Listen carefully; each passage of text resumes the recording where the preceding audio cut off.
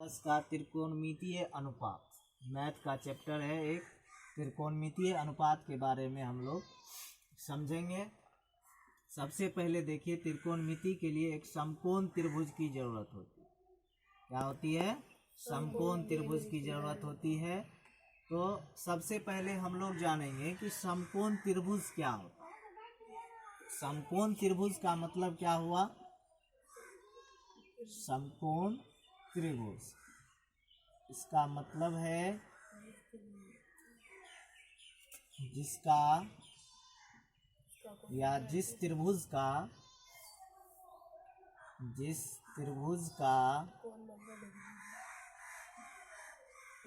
एक कोण 90 डिग्री अर्थात समकोण,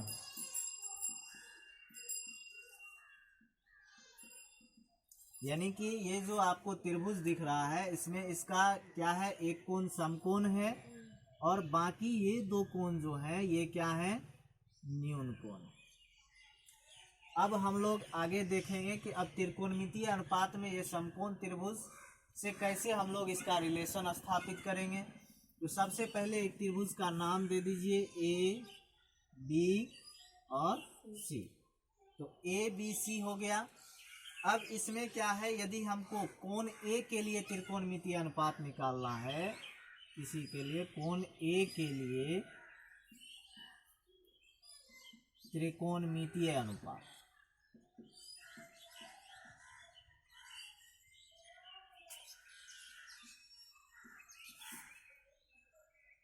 तो कोण ए के लिए यदि निकालना है तो कोण ए के लिए सबसे पहले हमको क्या निकालना होगा? साइन ए।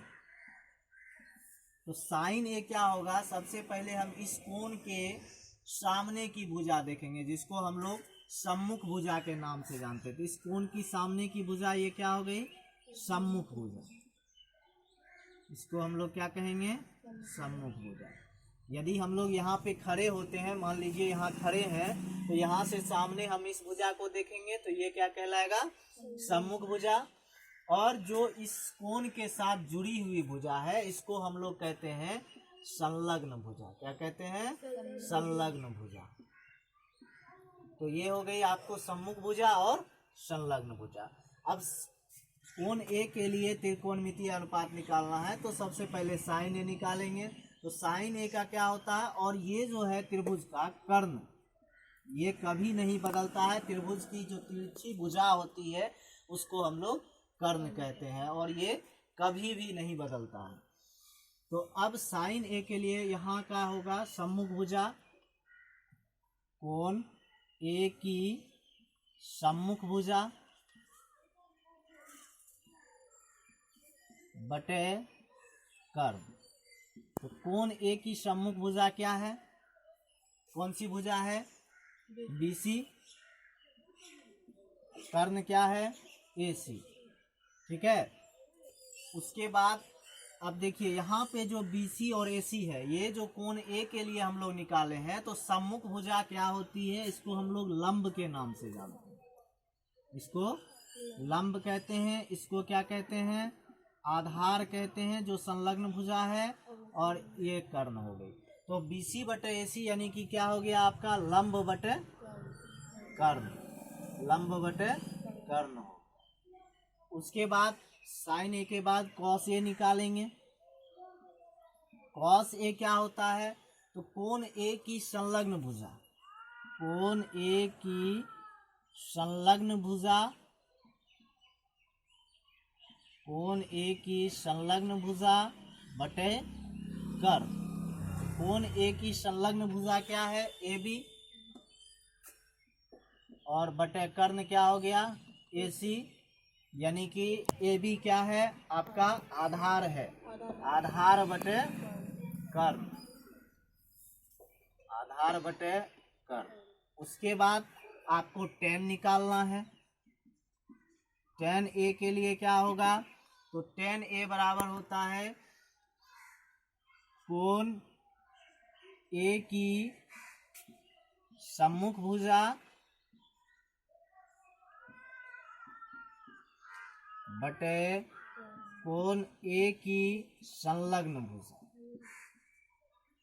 कोण ए की संलग्न भुजा। तो कोण ए की सम्मुख भुजा क्या हो गई, BC बटे AB, BC बटे AB, यानी कि ये क्या हो गया, लंब बटे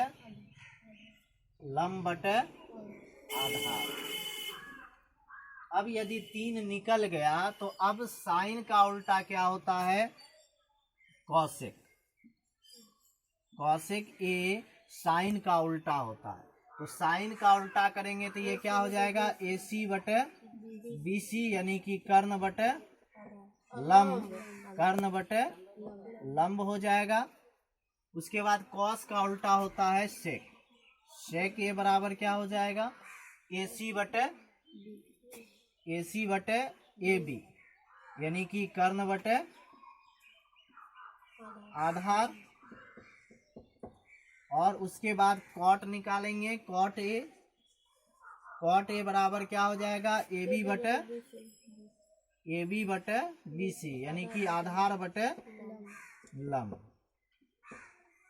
तो ये हो गए सारे त्रिकोणमितीय अनुपात। ठीक है, अब यहाँ पे क्या है, ये एक छोटा सा सूत्र याद रखना है जिसका नाम है लाल बटे काका, लाल अपॉन काका। तो यानी कि लाल का मतलब क्या, L बटे K हो गया, यानी कि लंब बटे कर्ण, यानी कि ये क्या हो गया, साइन। ठीक है, उसके बाद क्या हो गया, A बटे कर्ण, यानी कि आधार बटे कर्ण, ये क्या हो गया, कॉस। और ये हो गया लंब बटे आधार, यानी कि ये क्या हो गया, टेन हो गया।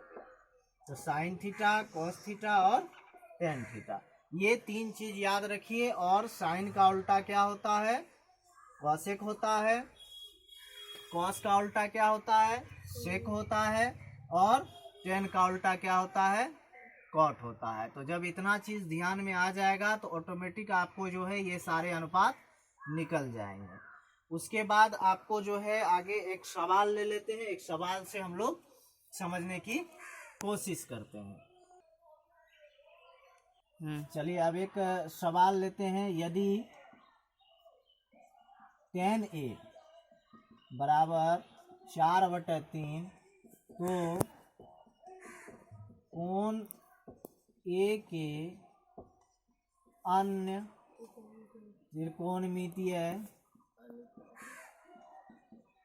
त्रिकोणमितीय अनुपातों को निकालें।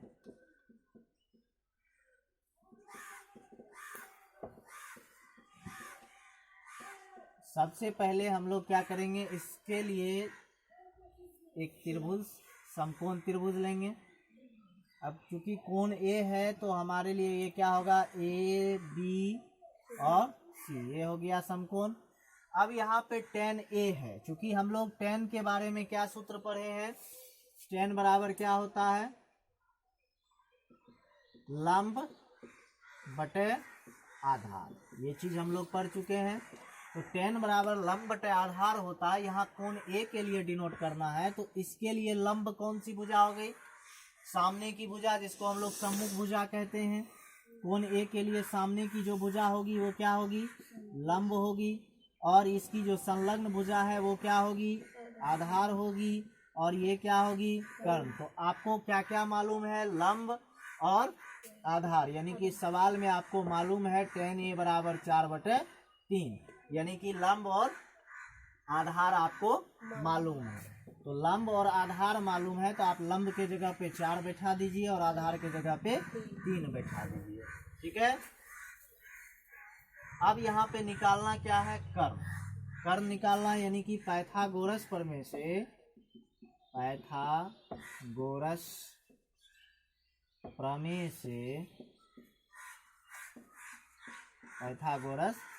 से कर्ण का स्क्वायर बराबर हो गया लंब स्क्वायर प्लस आधार स्क्वायर। तो कर्ण का स्क्वायर कितना है, कर्ण दिया हुआ नहीं है तो कर्ण हो गया आपको, कर्ण का स्क्वायर,